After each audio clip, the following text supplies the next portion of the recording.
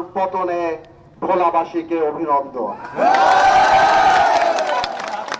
17 বছর বাংলাদেশের মানুষের বুকের উপরে এমন ভাবে চড়াই হয়েছিল যে মানুষ নিঃশ্বাস নেওয়া বন্ধ করে দিয়েছিল। প্রত্যেকটা জায়গায় আন্দোলন করলে আমাদের শুধুমাত্র রাজাকার আর জামাত বলে আখ্যায়িত করত। সেটা করতে করতে কোমলমতি শিশুদেরকেও যখন করে সেই পেশার আর সহ্য করতে পারে নাই, তাই ভেঙে গিয়েছে বাংলাদেশ থেকে গত সরকার।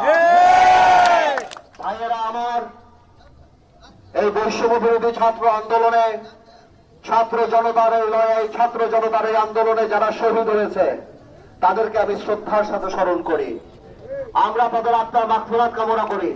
তবে এতটুকু বলতে হবে, তাদের শহীদের বিনিময়ে আমরা যে সরকার পেয়েছি, সামনে যে স্বপ্ন দেখার সুযোগ পেয়েছি,